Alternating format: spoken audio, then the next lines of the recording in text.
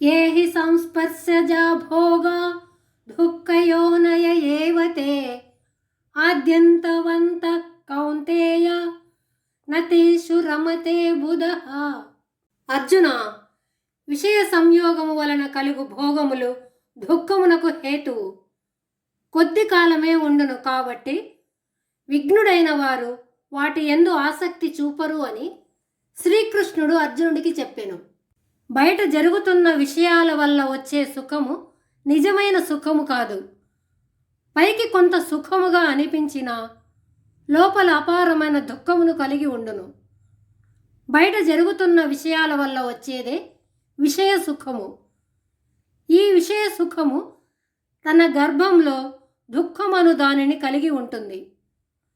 కాబట్టి ఈ విషయ సుఖము అనుభవించేవారు విషయ సుఖము అనుభవించడం వల్ల ఆ విషయ సుఖములోనున్న దుఃఖమును అనుభవించవలసి వస్తుంది. ఇదంతా తెలుసుకున్న జ్ఞాని విషయ సుఖము జోలికి పోకుండా ఉంటాడు. జ్ఞాని విషయ సుఖము పట్ల విరక్తి కలిగి ఉంటాడు. అజ్ఞాని విషయ సుఖమును అనుభవించటం వల్ల వినాశనమును పొందుతున్నాడు. ఎలాగంటే చేప గాలముకు తగిలించిన ఎరను చూసి ఆనందపడి ఎర్ర దగ్గరికి వచ్చి దానిని తినేస్తుంది.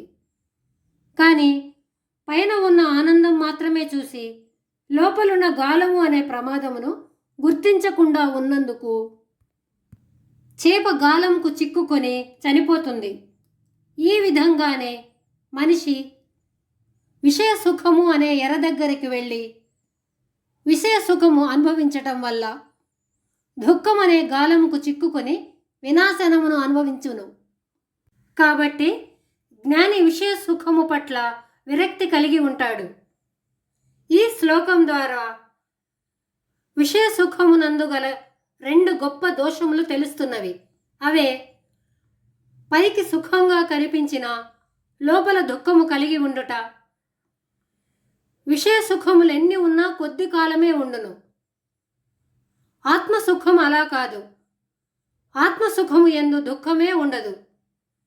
విషయ సుఖము చిన్న దీపమైతే ఆత్మసుఖము అస్తమయం లేని సూర్యునితో పోల్చవచ్చును. చిన్న దీపము ఎప్పుడైనా ఆరిపోవును, కానీ ఆత్మభాస్కరుడు ఎప్పుడూ ఉపశమించడు. తెలివైన వాడు కనబడుతున్న విషయ సుఖాలకు ఆనందపడడు. ఆత్మసుఖమునందే జ్ఞాని ఆనందంగా ఉంటాడు.